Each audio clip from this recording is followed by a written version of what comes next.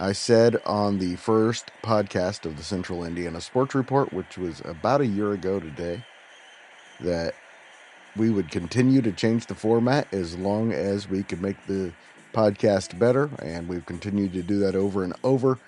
One thing I'm absolutely 100% committed to is the daily scoreboard show. Come check that out. I release it every day for this week at least, between 1 and 2 p.m. Looks like we're going to be going to 5 a.m. the following week and 7 days a week. Our Central Indiana Scoreboard show features the Pacers, Fever, Colts, IU, Purdue, IndyCar, major sporting events in Major League Baseball, the NFL, NHL, and of course the NBA, basically any major national sporting event. It's like the ESPN Radio Sports Center, only specialized for Central Indiana sports. Hope you'll join us. Again, that's every single weekday for now. Looking to go 7 days a week here pretty soon. Check it out.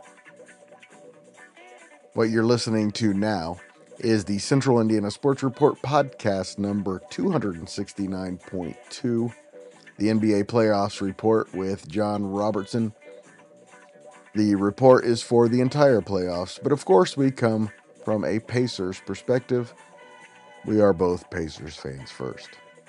We recorded this podcast on Sunday, but released it on Monday morning because we also had our Indy 500 qualifying podcast on Sunday night. Didn't want to have them overlap.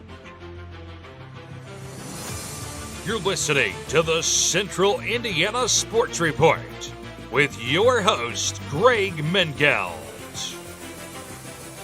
Welcome, NBA fans, to the Central Indiana Sports Report. I'm your host, Greg Mengelt. Producer Susie is somewhere near the control room, actually working on watering her plants right now. But I am joined on Riverside by John Robertson, our NBA guy, to talk about a game that's not even over yet, John. That's how over this one is. Yeah, I it's believe the done. Oklahoma City Thunder have made them the clear favorites to win the championship after today, right? Yeah, they were really, really good today. There was a period of about a quarter and a half where Denver kept it close, and I was kind of feeling like Oklahoma City looked nervous and like they weren't really up to the moment. But then they went on like a 10-0 or 12-0 run, and then like they got their confidence. I was like, yeah, they're the best team, and they're feeling themselves. It was 24-10, I believe, Denver. Really good start for Christian Brown and, of course, Jokic. But in the end, as we've been saying most of this year, if you're looking at best team, there's no doubt I think you're talking about the Oklahoma City Thunder. Now, does that mean that Minnesota, New York, or the Pacers can't beat them? I think any of them could. But I still have to say that they're a pretty significant favorite, right? Oh yeah, when Oklahoma City's firing on all cylinders, and when they're playing well and when they're feeling confident, they are just incredibly good, and like lots of talent. And multiple different players come out to like play well. Obviously, SGA is the head of the snake, but Yeah, and there may not be a better scorer in the NBA right now. no, I don't think so. But like Caruso defensively had some great plays today, and Hartenstein, Fantastic player. even after he got a couple of fouls early, played really well. Wiggins and Williams both shooting well. Like it's just you're sitting there trying to list off all the things they're doing, all the players that are playing well, and it's just everybody. And of course, Lou Dort not scoring but doing all the little things, which is what he does. And it's such a well-rounded roster, like the Pacers. The Knicks and the Timberwolves are great starting lineups. The Oklahoma City Thunder and the Pacers are great rosters. Those are the two differences, I believe, between the teams. And, when Jalen Williams plays like that, probably nobody's going to beat the Thunder. No, 100% agree.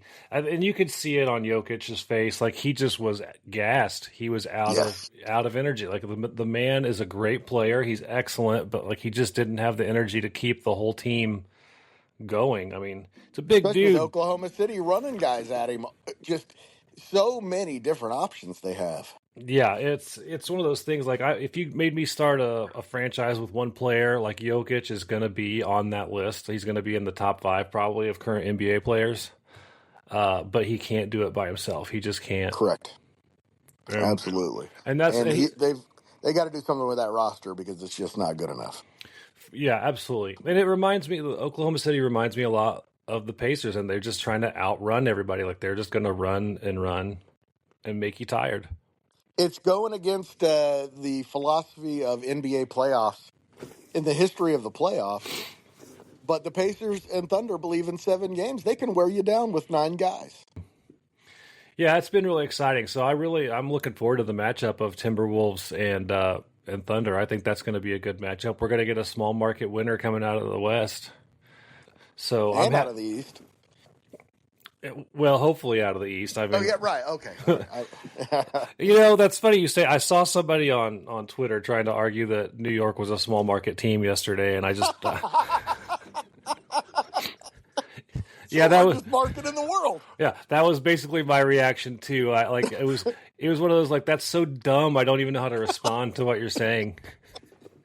The largest market in the world. Yeah, TV absolutely. market. Yeah, it's absolutely insane. So it'll be exciting. I do like the Final Four. I like 3 of the 4 teams. So we'll have to see what happens. I think we really need Minnesota to win that series for Pacers fans. Fair. I do. I did bet Oklahoma City to come out of the West, so monetarily I'm rooting for Oklahoma City. But like, if I had my heart, who I wanted, I would pick the Thunder, or not the Thunder. I would pick the Timberwolves. My dad said to me about a week ago, "I really think the Pacers can beat anybody except for Oklahoma City." So. Yeah, I think that's kind of where we are. If Minnesota could win that would be great. I do think the Pacers can beat Oklahoma City. I think so too. I think they play similar styles of basketball. They do. But with, like, if you had to give an edge to the talent on Oklahoma City, I think I probably would. And you look at it, John, and they pretty much have equal playoff experience, the Pacers and Thunder, and man, that's going to be a great finals. Yeah, well, that's kind of where that was my thought in the early. I was like, I don't know if the Thunder have the experience or if they're just too young. Like during the first half when they were keeping it close, I was like, I wonder if they're just not ready for this moment. But then like I said, when they went on that run, it made them confident and they just took off. So yeah, it's going to be exciting. I'm excited for all the 2 series that we're going to get. And of course, we will have a Pacers report in the next couple of days with Mike Rich and John, probably Will Rutherford. We'll figure out who's going to all be on that as we preview the series. And as of right now, the score is Oklahoma City 125, Denver 88 with 1:51 to go. Can you hang with me till the game ends just to be extra sure, John? Oh, sure. Yeah. We can. If something crazy happens, we can re-record the whole thing if you need to. That's right. We'll be here. Yeah, they held Jokic tonight. And this is crazy to say this. Held Jokic to 20 points, 9 rebounds, and 7 assists. Only 9 field goal attempts. That's what you want if you're Oklahoma City. And that's something the Pacers have done really well, too. You're absolutely right, though, that's crazy that's the stat line that we're saying they held him to, because that's a sick stat line. Exactly. Starting to look like... Oh, good. He's got 56% from the field. They just didn't let him take many shots. It's starting to look like the Fever Sky game. That's right. It is. Oh, well, let's go over that real fast since we're waiting for this game to end. Great start for the Fever. We've already talked about that. Your thoughts on the tensions in the game? Good for the sport? And like I always say, a little bit of conflict is good for storylines, right? Like if you think back to NASCAR in the late 70s, early 80s, when they had like the fight at the end of the Daytona 500, that made people watch NASCAR, right? And the Bird Magic thing was good.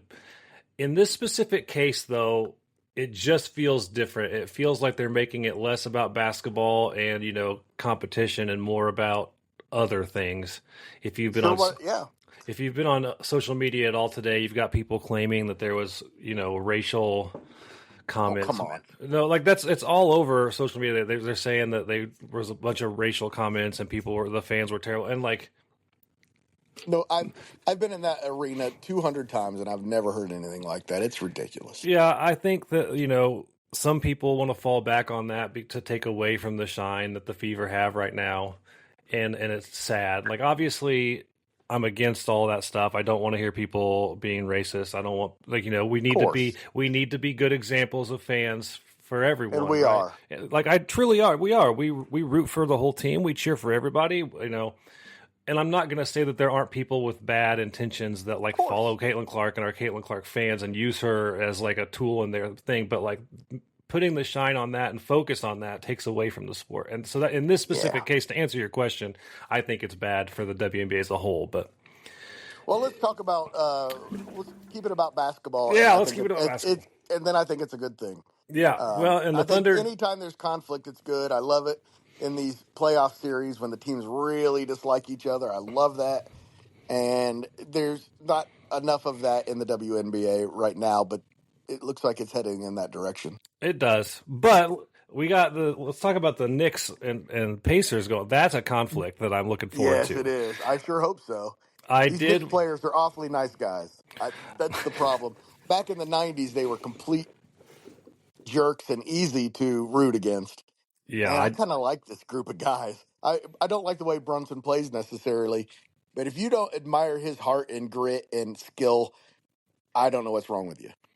I'll give him that, but I don't like the way he plays. I don't like the foul flopping and the foul baiting. But we'll see what happens. The fans hate the Knicks, and that's all that really matters. That is all that matters. And I made my daughter watch the Winning Time documentary with me today. We watched it. Good for you.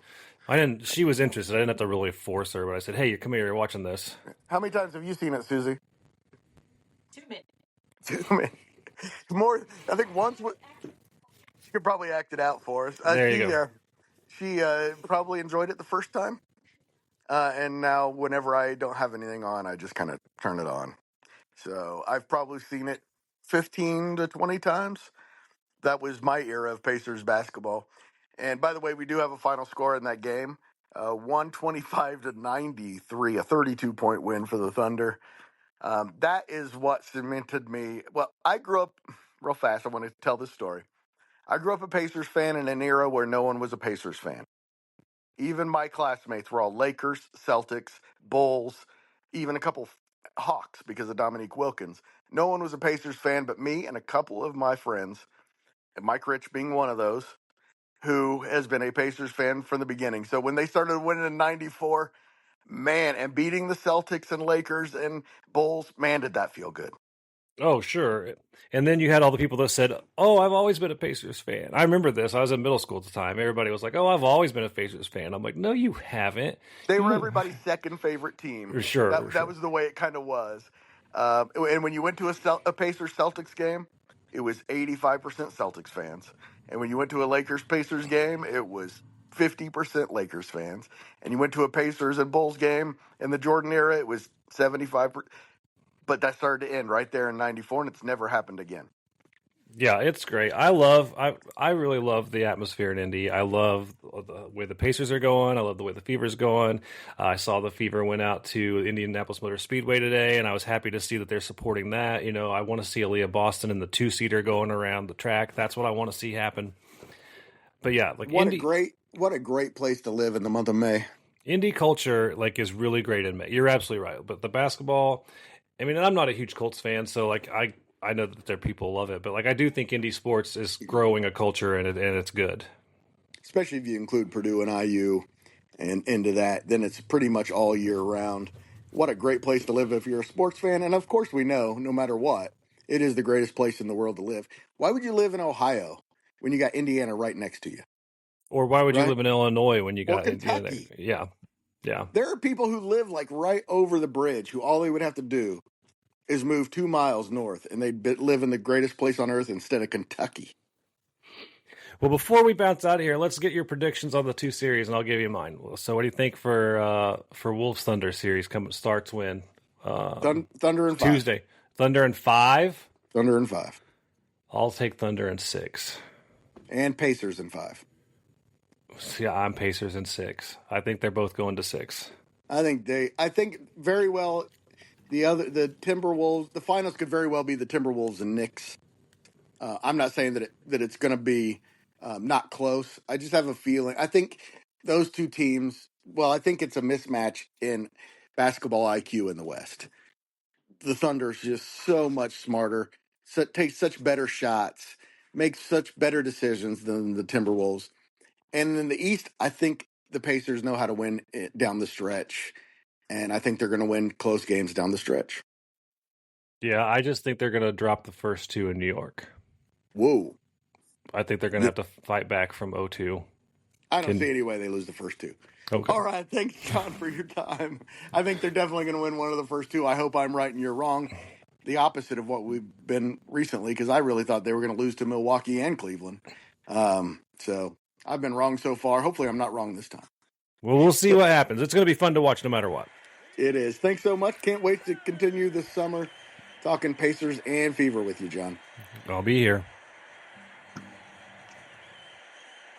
Thanks again to John for joining the Central Indiana Sports Report. We will be doing NBA playoffs reports throughout the playoffs. Of course, now that we're at the finals, it'll probably be every other day because every other day we'll have a Pacers report with Mike Rich, and John Robertson will probably join us almost every single one of those nights.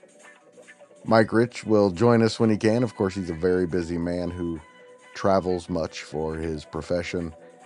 So he might not be able to join us every night, but almost every night. And Will Rutherford, our pro sports guy, will be along with us as well. Great group to talk about NBA and the Pacers throughout the next couple, 3-4 weeks. And of course, John is our Fever guy as well. He and Michelle Garman will be talking a lot of Fever, and we'll have guests on that as well. Thank you so much for listening. Always appreciated. If you are interested in seeing us continue to grow and thrive, all you have to do is share these podcasts with your friends and family. Sorry, I sound a little lispy. I've been having a dental issue that I will have taken care of very soon. Thanks for bearing with me. I sound a little different. I don't sound like that all the time. Although I do tend to sound like that more when I'm using an app or on the phone and when I'm using a microphone. But hope you can tolerate my lisp.